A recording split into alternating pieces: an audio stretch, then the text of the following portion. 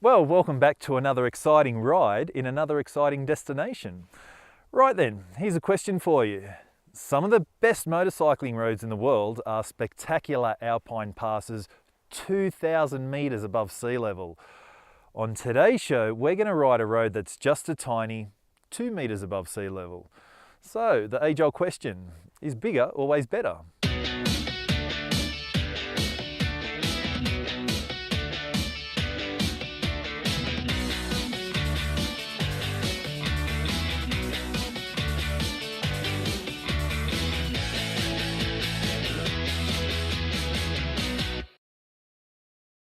As motorcyclists, we really are sport for choice with spectacular alpine roads such as the Stelvio, the Transfargarasan, the Grossglockner and Pikes Peak, just to name a few.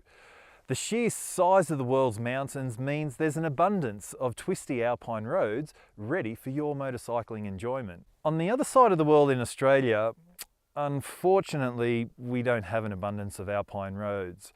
But what we do have heaps of is spectacular coastline.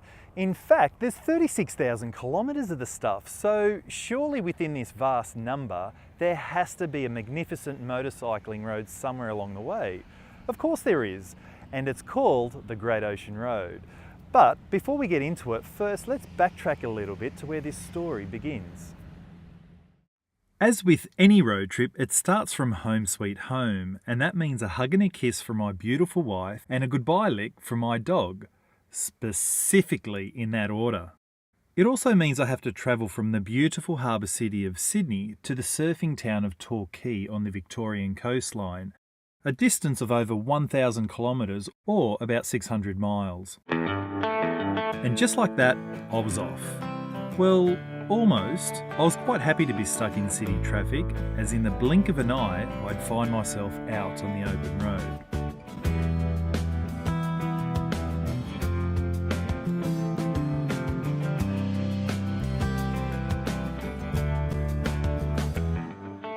The highway is my escape from the rat race. I could feel myself instantly start to unwind and de-stress. However, Aussie highways are best described as mind-numbingly boring.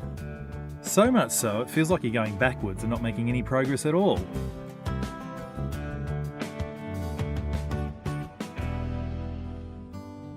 So it was time to take a break from the highway by enjoying the back roads to absorb the spectacular Australian countryside.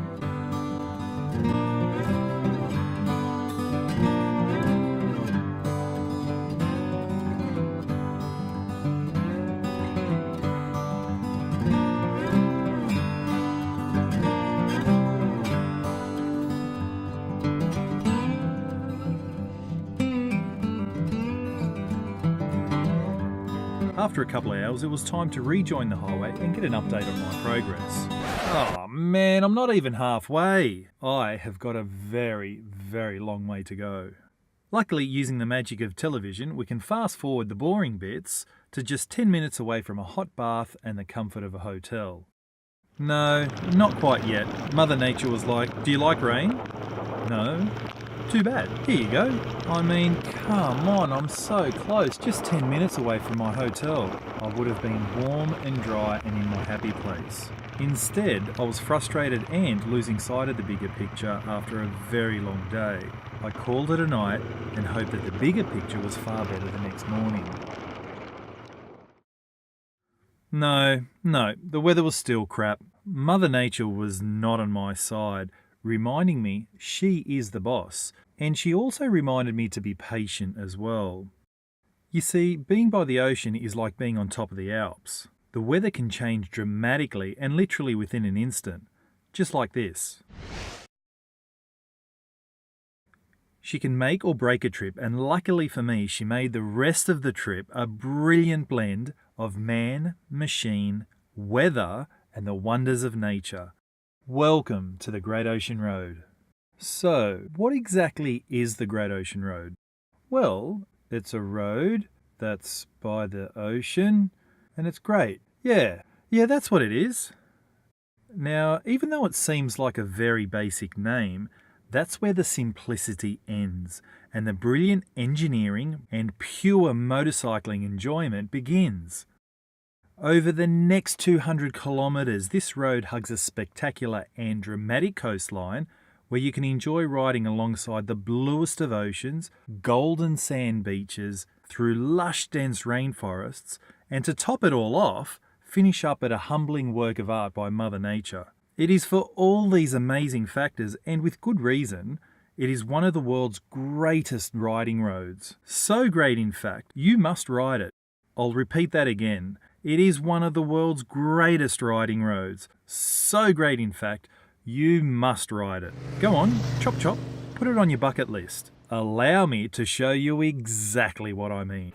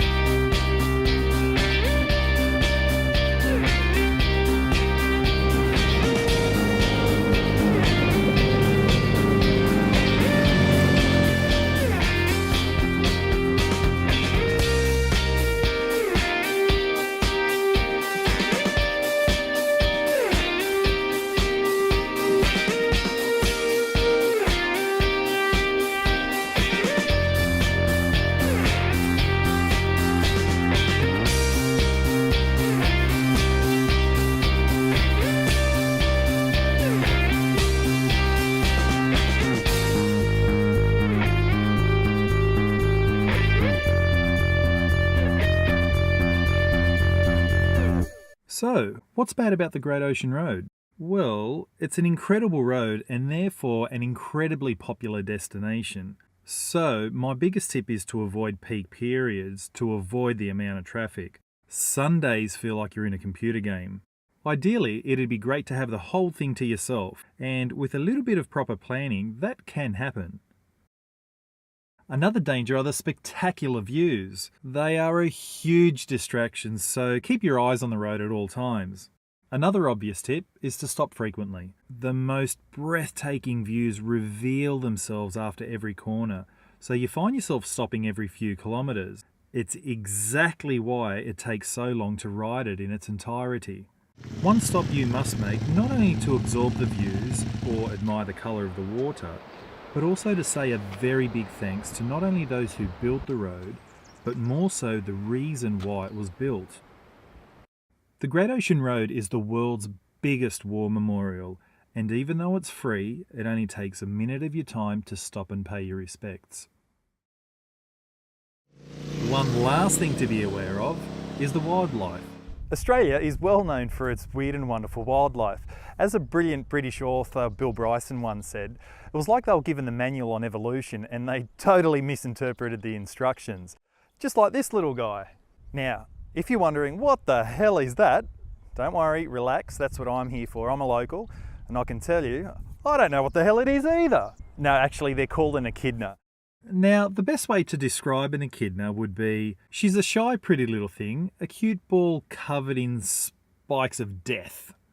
Now, if you want to swap a cute ball covered in spikes of death for a cute ball covered in fluff, then we're on the right track.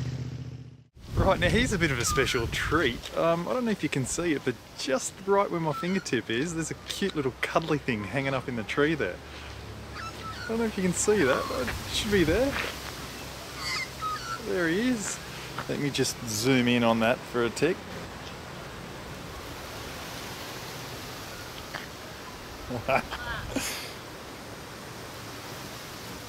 That's awesome.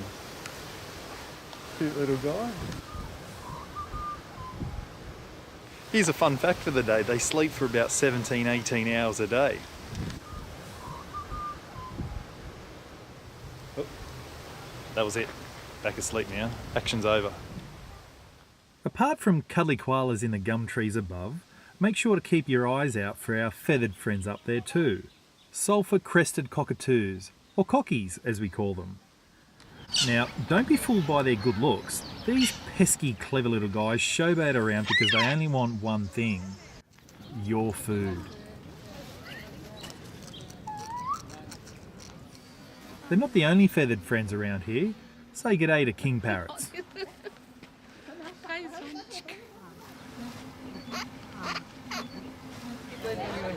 That's amazing. You're very well fed, aren't you? Where are your manners eating other people's food? What would your mother say?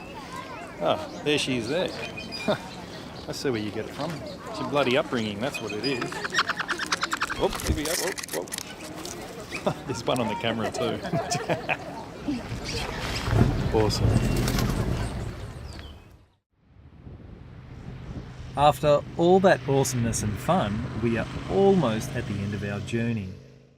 Which brings us back here and to the question at the start of the show. Is bigger always better? Well, that's not the right question to ask. The magic of the Great Ocean Road is it's 200 kilometres long, so the smile on your dial literally lasts all day. It's a must-ride road full of excitement and fun, both on and off the bike. It's your choice to make a day of it or make a weekend of it. So then, a more appropriate question is, have you ridden the Great Ocean Road? If you haven't, then why not? If you have, then why not again? If you need any more encouragement, I'll leave you with the jewel in the crown, the icing on top of the cake, a treat of nature so spectacular you'll be lost in its beauty.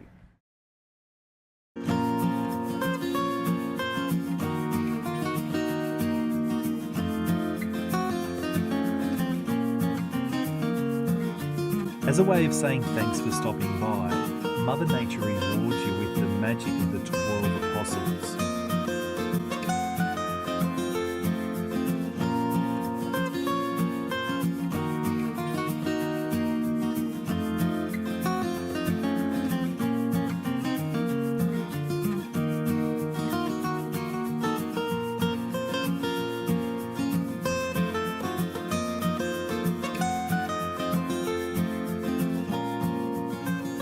Finally, after such an incredible day of riding, and once you've taken it all in, the road, the views, the wildlife, and the 12 Apostles, there is one last treat.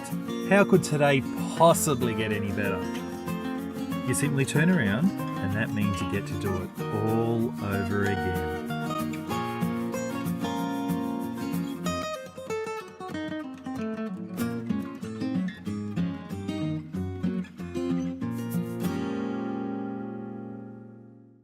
So then, now that I'm back home, I can ask myself, was the trip a success? Well, of course it was. And to help me evaluate just how successful, let's apply our quartet of questions, if you will. First up, and most importantly, did I crash or hurt myself? Fortunately for both the bike and myself, we got to enjoy the whole trip without a scratch. Next up, how was the weather? Well, as you saw at the start of the trip, we had a little bit of rain. And fortunately for the rest of the trip, we had glorious sunshine and perfectly warm days. Next, did I break down or break anything? Just a lens on my action cam, so no biggie. And also a bolt on the centre stand had fallen out. Okay, so it looks like we've got our first and hopefully only little mishap for the trip. Now, if you can see, there's the centre stand. The bolts come out. Right. Nothing that a local mechanic's box of random nuts and bolts can't remedy, so an easy quick fix. And last of all, and most dreaded, did I get a speeding ticket? Of course I did. Wait, what? Here's the infringement notice for riding 109 kilometers an hour in a 100 zone.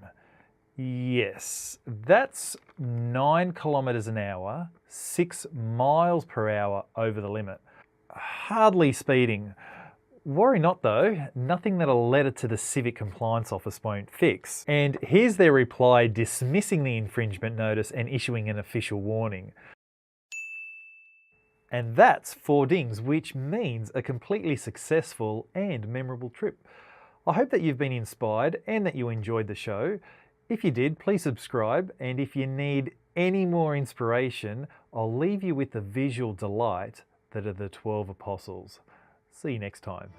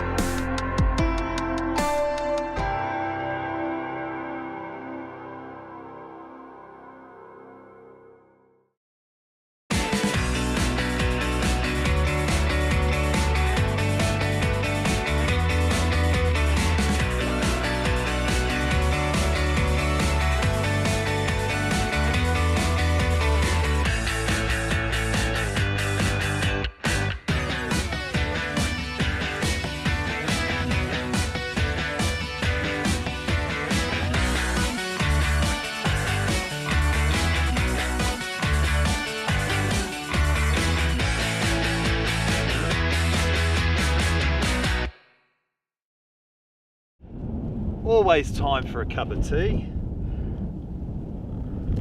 Here's a bit of a fun fact.